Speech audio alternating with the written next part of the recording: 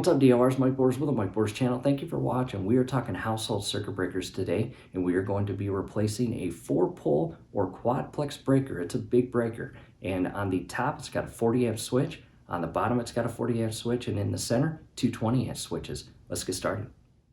Making our way to our household circuit breaker panel, and behind this sunshine and saltwater frame is the panel, and let me remove this. And on the inner side here is a custom-made diagram. As you see, all of our circuit breakers properly organized and titled. Let's take a look inside. Two different camera angle, and as you see, to the left side is A and to the right side is B. In DIYers, we do not have a main shutoff lever or breaker, and that really allows us to date the age of this circuit breaker panel. It's about 50 to 60 years old. However, as you can see right here in the center portion of this 4-breaker setup, we have two 20 amp poles. Those two 20 amp poles are built into the same breaker and they do not come apart.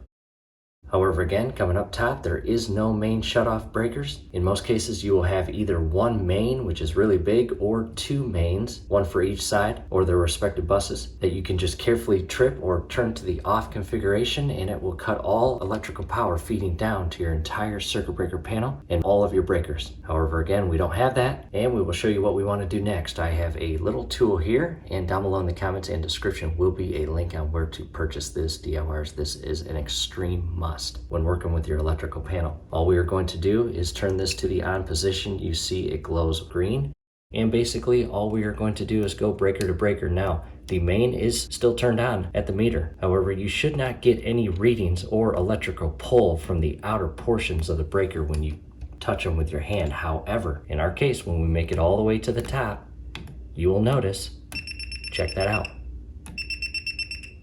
not all of it.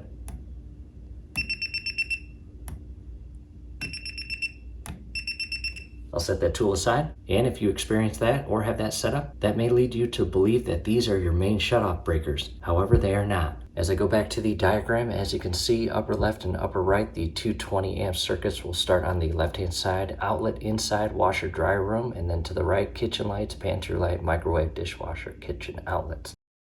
Again, those are not your main shutoff breakers, or not ours in that case. Alright, DIYers, hey, a quick break in the action, and the only reason that the top two 20 amp circuit breakers on the A bus bar as well as the B bus bar are triggering that tool to blink red and detect electrical power is because just above those breakers are the main and hot electrical power cords or cables that feed into the walls and all the way outside to the meter. And long story short, the tool itself is detecting that power that is above each of those breakers, basically behind the A and the B on that aluminum panel, where again, each of the wires or cables are secured into their respective jacks to supply power to the entire electrical control panel and the respective bus bars. So again, touching those two top breakers with your hand, in our case, we will not get shocked, but again, just be careful. Yours might be different.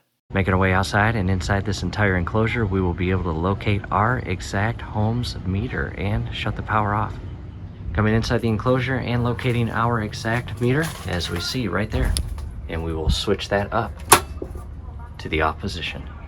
Back inside to the panel and grabbing this tool, turning it back on, and as you can see, the electricity is no longer feeding to the upper breakers as shown here, as well as down below. What we are going to do next is remove these screws and remove this entire faceplate of the panel to gain access to everything inside. Taking a step back, I'm going to carefully close the door, and we've got two large flathead screws or bolts up top and one center one on the bottom. And I'm going to remove the two upper screws first.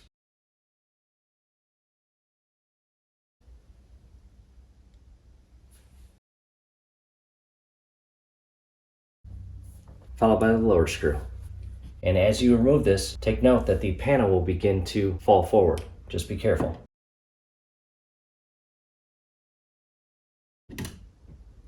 And if yours is like ours, paint it over. Just be careful as you separate the plate from the wall. You don't want to pull or rip paint away from the wall. That would not be good.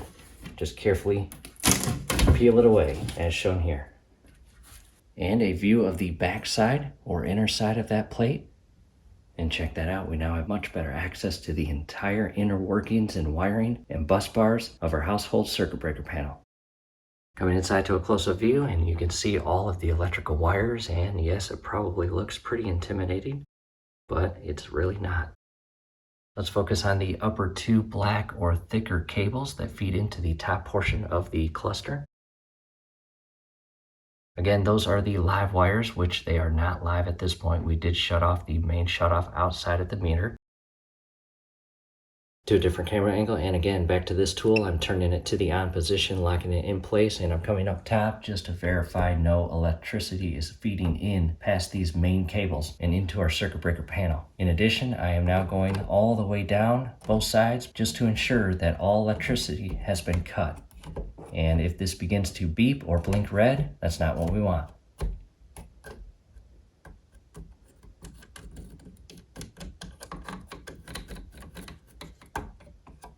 Now to the right side, or the B bus.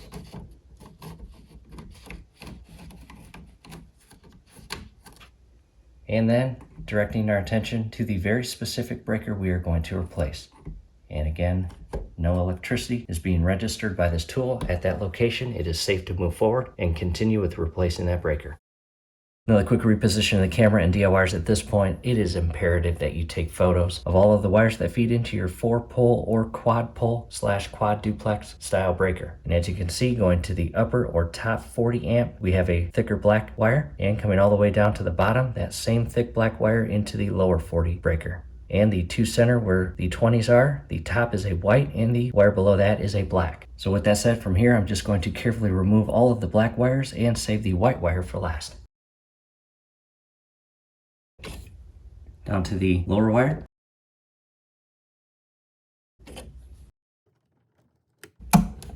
And I'll push that down, kind of loop it in and under so it doesn't get confused with the upper one.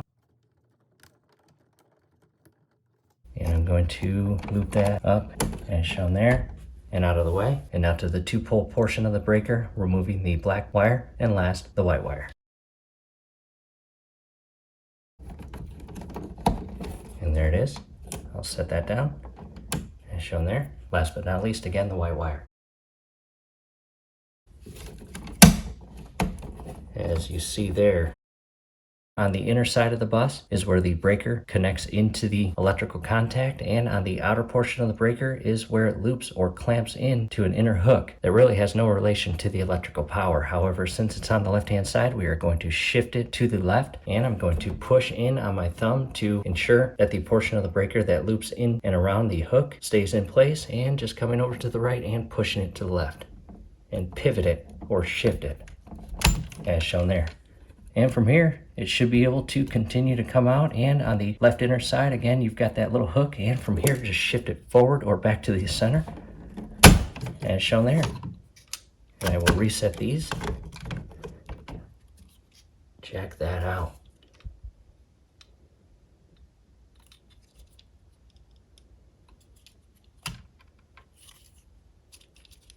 And very important, here is your brand and information to purchase the exact replacement part. And there are the two inner hooks that I was talking about that again have no relation to electricity. However, the inner prongs there, you can see the electrical contacts, one on top, one on bottom. That is what the inner portion right here of the breaker feeds into and completes the electrical current. And again, just ensure that any breaker that got offset or shifted as I remove that one is properly reset and positioned. Here we are to the workstation, and in front of us again is the 4-pole or 2 single poles and 1 double pole, aka a quad duplex. However, again, here is a close-up view of the electrical contacts that feed into place, and you will notice on the right-hand side you have a little wire loop which is not present on the left side. And here's some part number information as you see right there. And this is a QT type, which is important again when replacing or purchasing a replacement. And again, make sure you have the exact same breaker. In our case, 40 on the outer and 20 on the inner. 2 singles and 1 double.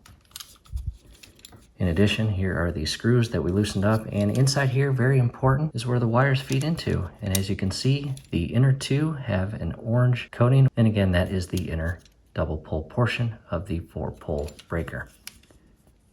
And again, using this information here, in our case, model number Q24020, and all the way over here, 40-20 amp, 4 poles. From here, down below in the comments and description will be a link to replacement breakers, and we will go grab the new one and get it installed.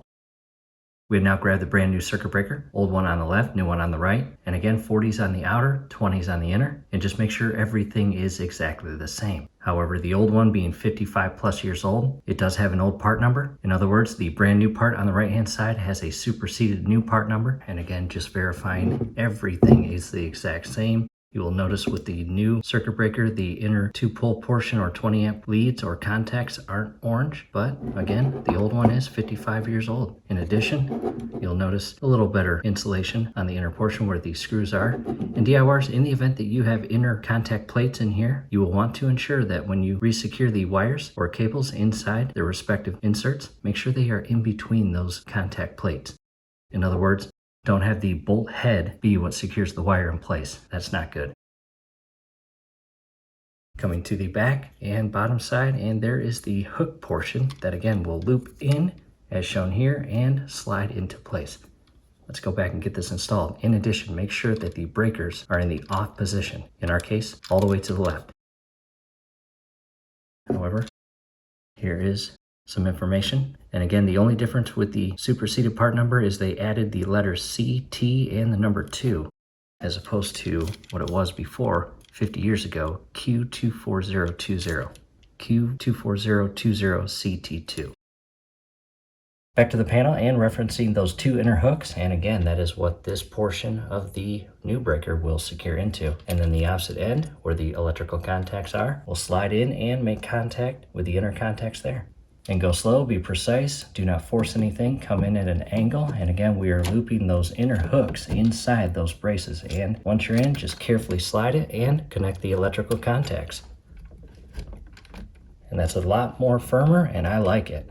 From here we will reverse the steps in regards to the wires, and we will secure the white wire followed by the lower black wire that feeds into the lower 20 amp pole of the 2-pole breaker, and then the 2 outer and thicker black cables.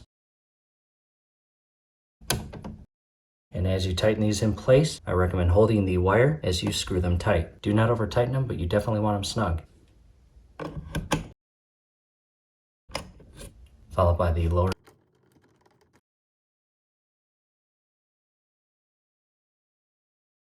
And again, followed by the 2 outer and thicker 40 amp wires.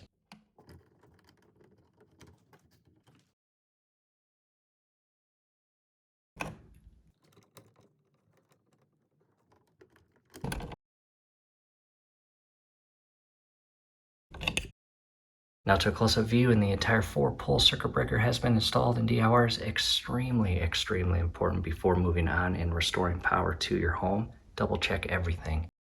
And that includes the wires inserted into their respective areas and secured snug with these screws. The breaker itself is positioned properly and locked in place on the inner bus and hooks. And again, just double check everything. We are going to leave both 40 and inner 20s in the off configuration.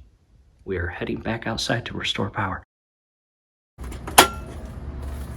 Back inside and grabbing this tool and turning it on, as shown there, and detecting electricity. Will blink and beep red as you see. And again, these are off and these are on. And I'm going to turn the 4-pole breaker back on and ensure it's working properly.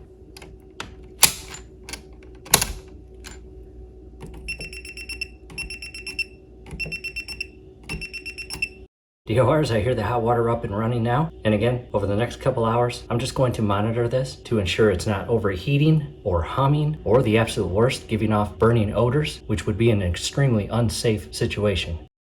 To a closer view, and again, electricity has been restored and the breaker is up and running and in use and operation. And again, just double check everything and monitor that new breaker as well as the wiring over the next few days to ensure nothing is out of the ordinary.